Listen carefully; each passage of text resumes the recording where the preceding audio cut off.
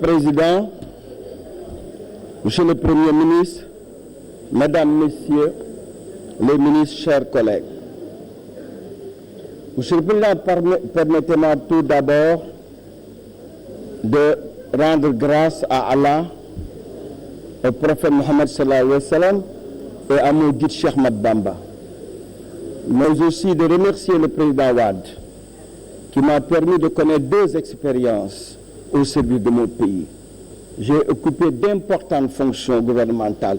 Aujourd'hui, je suis député défendant la cause de l'opposition.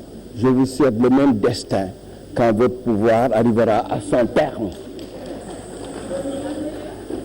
Monsieur le Premier ministre, votre passage devant cette Assemblée pour le même exercice est une invite officielle des Sénégalais à constater l'échec de votre régime. Vous avez parlé pendant 2 heures de temps, 2 heures et demie, pour nous faire constater une fois de plus que vous avez échoué. Je me suis dit que vous ne vous êtes pas relu. Ou bien quelque part, il y a des problèmes. Que de contradictions relevées entre ce que vos collaborateurs nous ont dit en commission technique et ce que vous avez soutenu. Revoyez vos chiffres. Revoyez vos chiffres. Chers collègues, ma politique en interrompant, pas entendu ma voix. Ayez la patience de m'écouter parce que vous m'entendrez. Je disais, s'il vous plaît, veuillez écouter le collègue, s'il vous plaît. S'il vous plaît, veuillez l'écouter. Une fois de plus, veuillez l'écouter, s'il vous plaît. Monsieur le Président, j'espère qu'on tiendra compte sur mon temps de parole de ces interruptions. Je disais une fois de plus, au Sénégal, vous nous avez dit tout à l'heure, le Sénégal pour tous, le Sénégal de tous et pour tous. Ça me fait peur. Le président Wade m'a appris le Sénégal pour les Sénégalais, le Sénégal des Sénégalais et pour les Sénégalais. Ce que vous pratiquez aujourd'hui, un Sénégal pour tous, c'est que le Sénégal est entre les mains de sociétés étrangères. Les sociétés étrangères qui tirent tout le profit alors que notre privé national tire la langue. Ce n'est pas ma parole, mais c'est celle des privés sénégalais. Vous nous avez fait constater votre échec. Le manque d'enthousiasme des Sénégalais par rapport à ce discours de politique générale en illustration, contrairement à la joie immense que les Sénégalais ont éprouvée lors de la qualification des Lions pour la Coupe du Monde.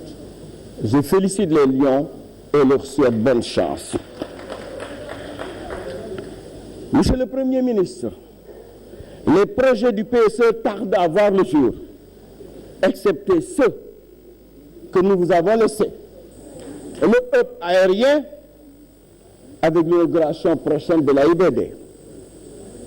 Le montage démagogique et exagéré du PSE et les comptes performances de notre économie réelle nous ont conduit à une augmentation des taxes et un endettement massif pour combler le déficit de financement.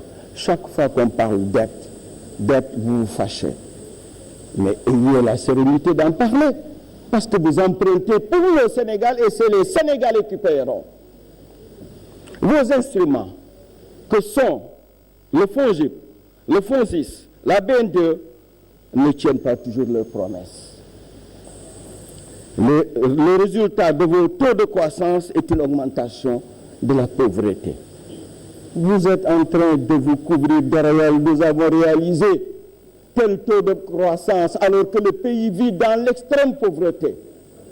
C'est vous-même qui le dites. C'est vous-même qui le dites. De 250 000 familles qui était votre objectif, maintenant vous êtes obligé de prendre en compte 400 000 familles. 400 000 familles, 10 personnes par famille, nous en arrivons à 4 millions de personnes. 25% des Sénégalais seront votre aveu dans l'extrême pauvreté. Alors que quand nous étions là en 2011, nous étions à 6,7%. J'en arrive. Ayez la patience de m'écouter. Même si cela déplaît, vous m'entendrez. Le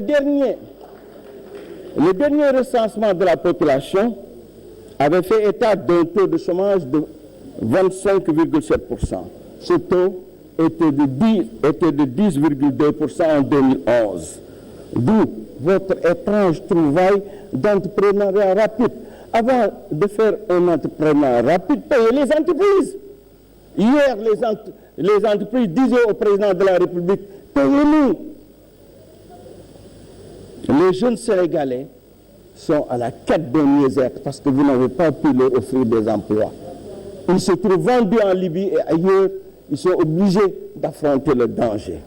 Monsieur le Premier ministre, cette situation que j'ai tantôt décrite, elle est compréhensible parce que vous avez une notion du développement bizarre.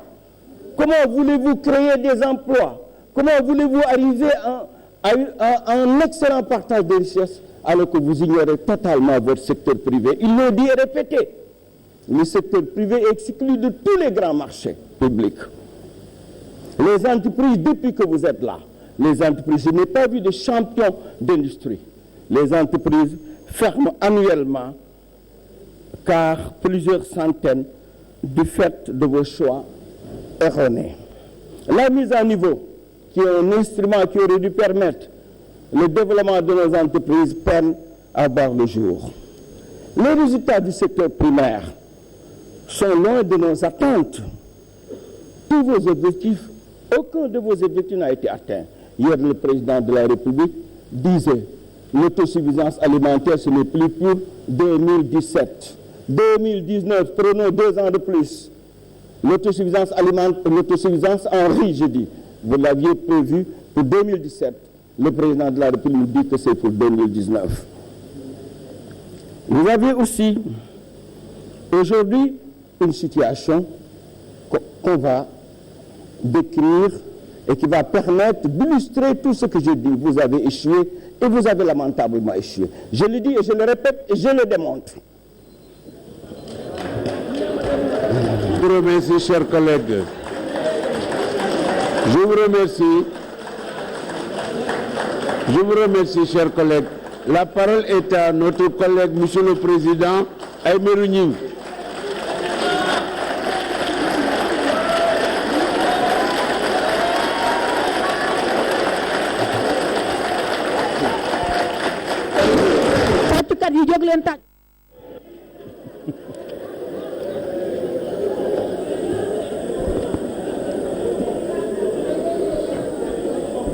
Monsieur le Président de l'Assemblée nationale, Monsieur le Premier ministre, Mesdames, Messieurs les membres du gouvernement, chers collègues, Monsieur le Premier ministre, Kajoor dañu ne borom caq du xuloo ak borom baatu nen ku am programme di ko doxal doo werante ak kuy jël ay formule di indi